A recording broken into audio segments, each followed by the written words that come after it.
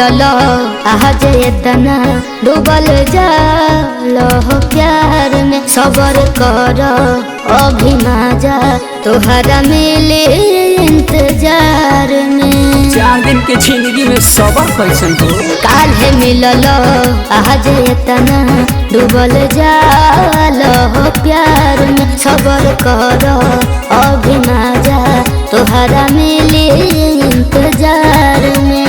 गुटरा गुटरा गु करे के कहीं चला लोटा में एहू मैना अपना तोता के समाए दोना खोता में। एहू मैना अपना तोता के समाए दोना खोता में।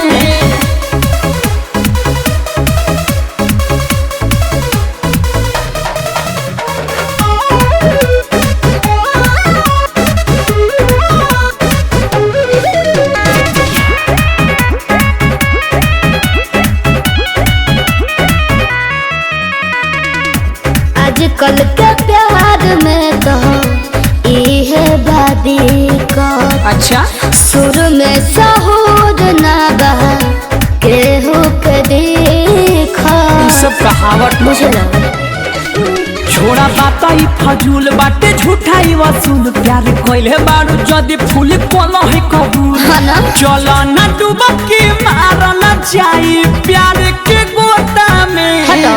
एहू मैना अपना तोता के समाए दोना खोता में। एहू मैना अपना तोता के समाए दोना खोता में।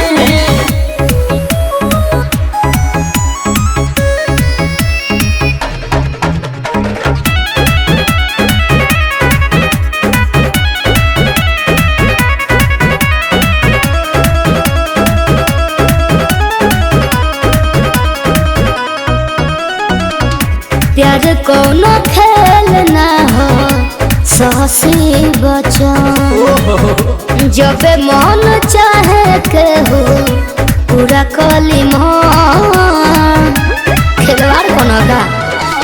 देखो दिलावा ये दिलावा से भइल बायो टचाव टस को के खेलल जाई फाइनल मैच।